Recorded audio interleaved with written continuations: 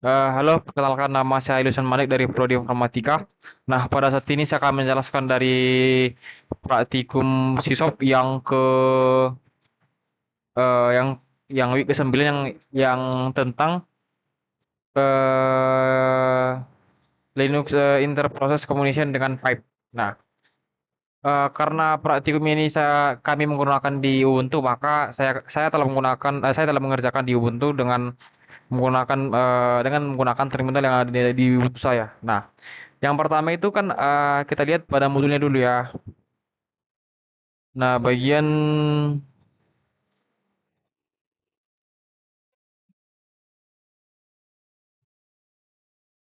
bobek langsung aja lah. Nah, pertama itu kan ada bagian yang master sama bagian worker yang dimana code itu harus digunakan di terminal yang berbeda. Kenapa kita harus menggunakan di terminal yang berbeda yang di mana karena jika si master contohnya ya, si master meminta inputan yang akan dirutkan, maka si worker akan memberikan. Nah, si worker itu akan memberikan inputan yang berupa random. Nah, jika dikasih angka berupa random, maka si master akan mengurutkannya. Nah, pertama saya akan masuk ke dalam program yang pertama itu yang berupa master.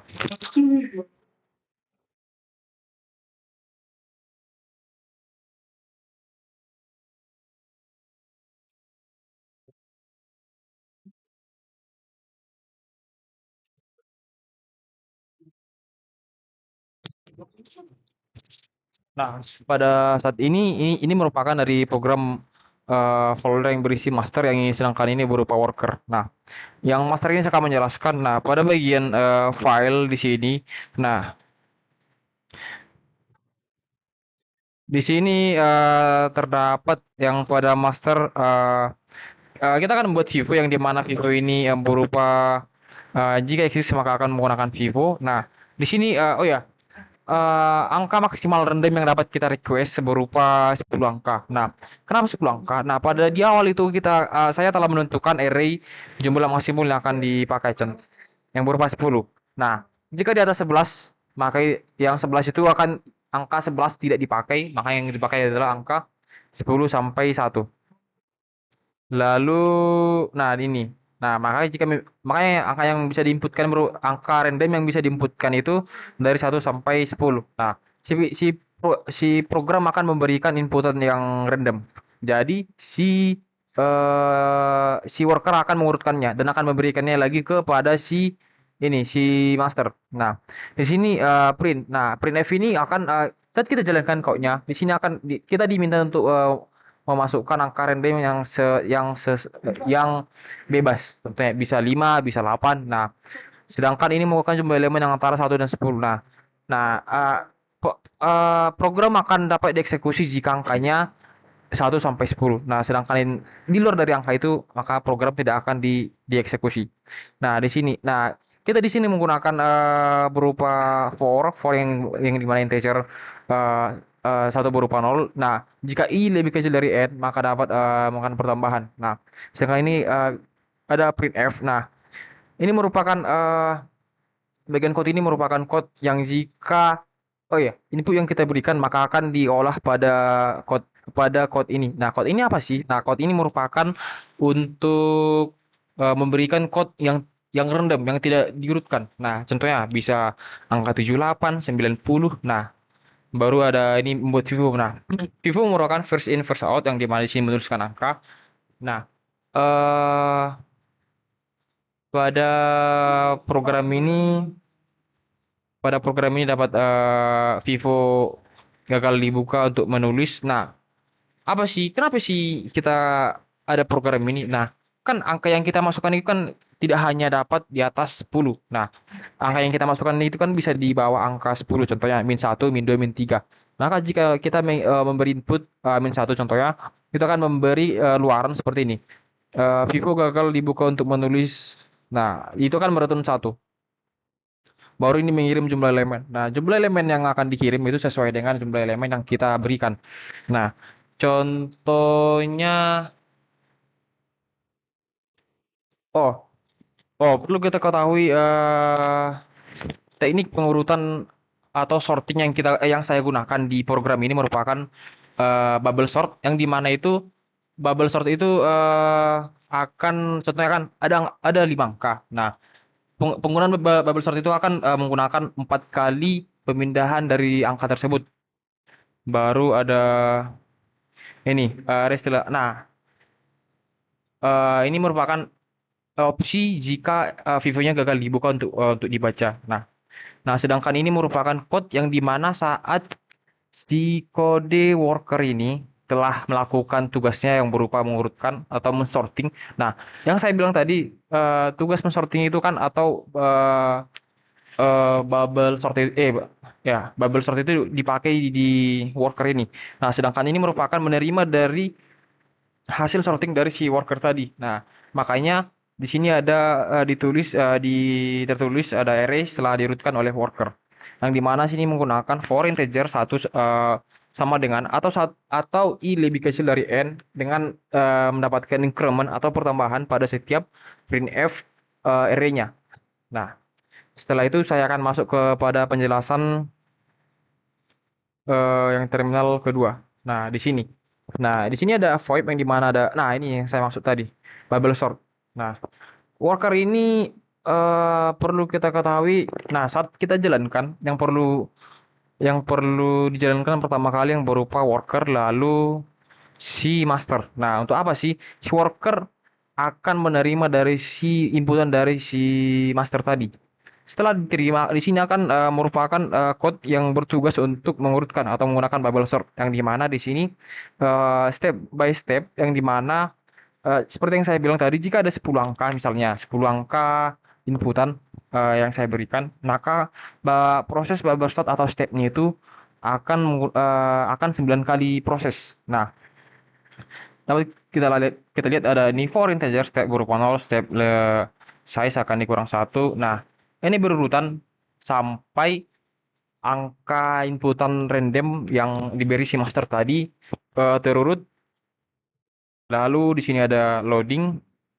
Nah, loading ini merupakan proses yang sedang merupakan proses yang akan disorting. Baru ada printf berupa nah integer. Nah,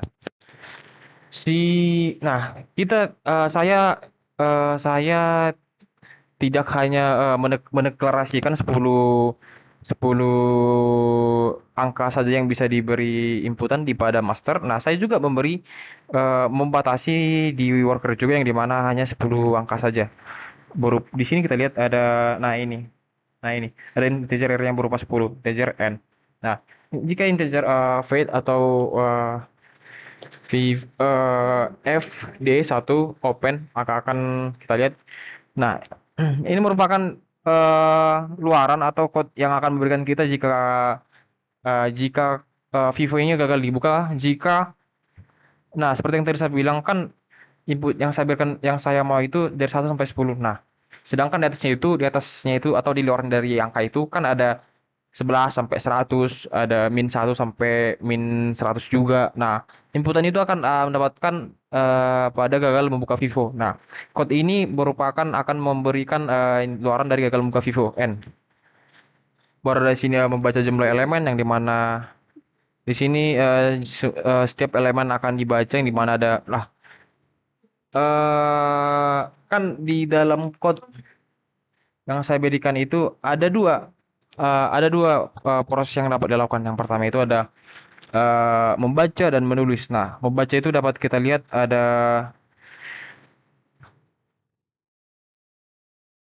Nah, di sini kita lihat ada membaca membaca jumlah elemen dan membaca array. Nah, jumlah elemen yang saya berikan contohnya ada 10 dan array-nya itu ada 5. Nah, ya di sini tugas membaca elemen array ini yang dimaksud yang pada bagian ini adalah eh, membedakan besar kecilnya setiap inputan random yang diberikan dari si master tadi.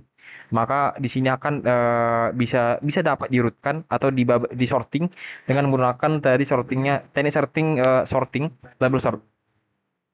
Baru sini ada print of. Ini merupakan code yang dimana si worker telah menerima inputan dari si master tadi. Lalu setelah proses semua ini dilakukan, maka eh, si worker dapat memberikan angka yang telah disorting tadi. Baik, saya akan melakukan proses compiling. Nah, oh ya, yang pertama yang kita compile itu berupa dari worker baru ke si master.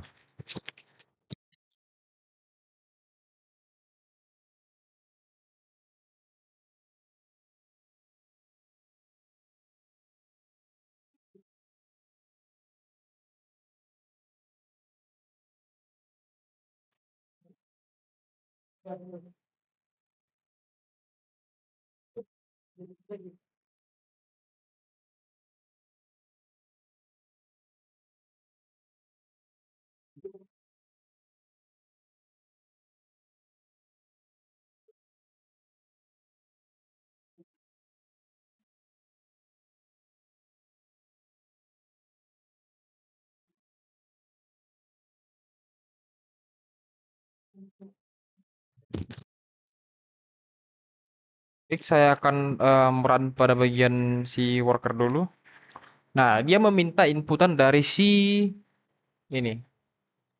Nah, contohnya saya beri inputan 5. 5 random yang akan diberikan ya 53, yang berikut 62, 53, 28, 25. Dan angka ini akan diberikan langsung ke si master, dan setelah diterima akan dirutkan. Nah, setelah telah dirutkan akan diberikan pada si master. Nah, berikut adalah mekanisme dari penggunaan dari master dan worker dengan materi pipe. Pada materi ini baru kita masuk ke dalam eh pada bagian pipe WR dan RW. Oke, pertama-tama saya akan membukanya. Oh ya, mekanisme pada bagian code ini. Nah, sama seperti yang ini pada master dan worker. Bedanya itu kan kita memberikan angka inputan pada bagian ini. Nah, sedangkan di pipe RW sama WR pada praktikum kan kita bisa mekanismenya seperti chatting di WA. Nah, contohnya sama, saya memberikan contohnya halo, katakanlah nama Manik, itu akan dikirim kepada bagian B, dan B juga dapat menerima dan meresponnya juga. Baik, saya akan membuka kode yang terlebih dahulu dan menjelaskannya.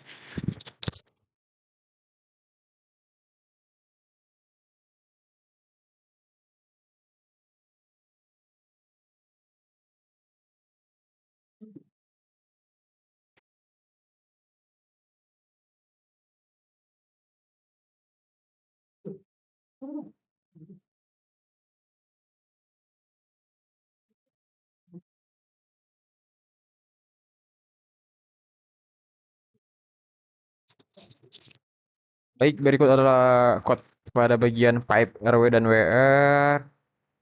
RW itu writing, sedangkan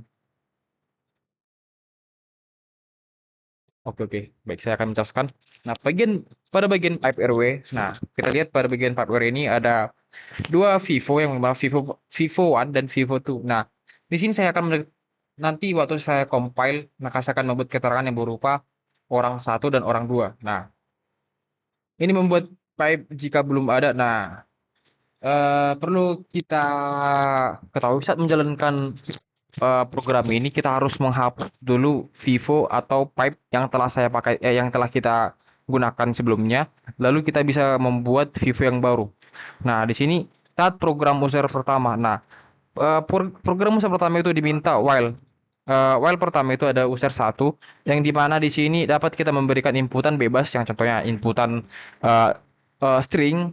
String itu kan huruf yang baru, contohnya kirim pesan, kirim kirim sesuatu gitu kan. Nah, di sini ada dua, kirim pesan ke user 2 melalui Vivo One. Nah, di sini di Vivo One itu ada Vivo yang berupa write, open Vivo One, write only. Yang dimana di sini bertugas untuk write atau menulis atau memberikan pesan kepada si si RW. Nah, setelah itu pada bagian baca balasan.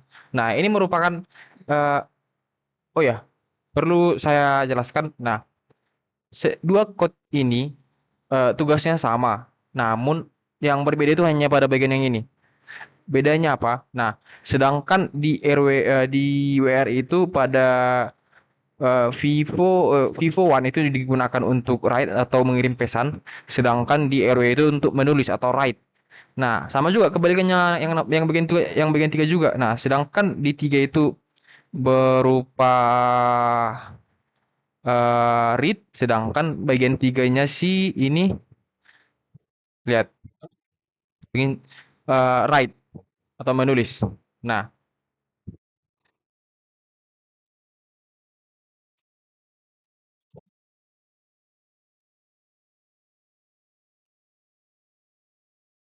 karena mekanismenya sama, maka perlu kita bedakan itu merupakan Vivo-nya.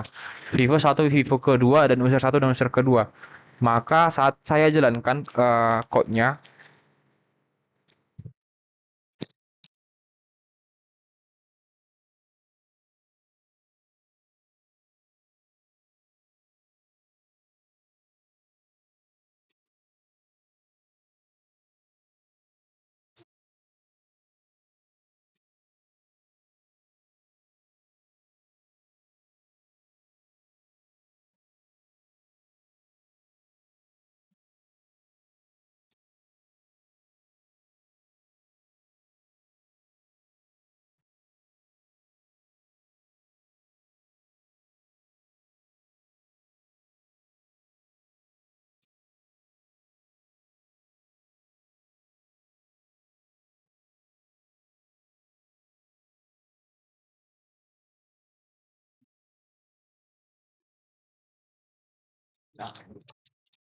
baik, ini merupakan mekanismenya. Yang pertama, seperti yang saya bilang tadi itu pada Vivo kedua itu Vivo satu dipakai untuk menulis pada bagian si WR, sedangkan bagian kedua itu dipakai untuk read only. Nah, sedangkan bagian ketiga atau tahap ketiga itu pada bagian user satu dipakai untuk read atau membaca, sedangkan ini merupakan write atau menulis. Nah, contohnya saya mengirimkan pesan bebas. Contohnya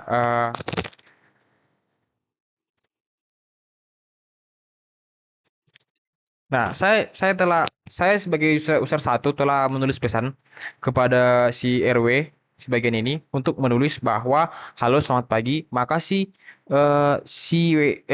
RW akan menerima pesan halo selamat pagi. Nah, ini merupakan mekanisme untuk read atau membaca, sedangkan ini untuk write menulis. Nah, lalu masuk ke dalam tahap kedua, tahap ketiga yang saya bilang tadi, dia pada RW akan akan menggunakan tahap mem, menulis.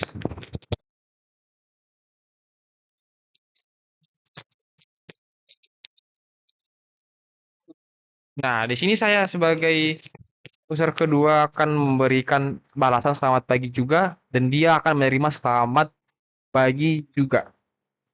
Nah,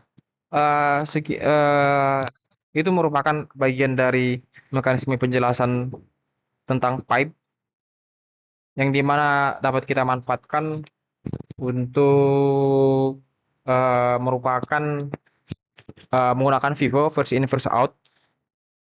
Nah, baik, sekian dari penjelasan saya tentang materi SysOp, tentang Linux Interprocess Communication dengan pipe. Sekian dan terima kasih.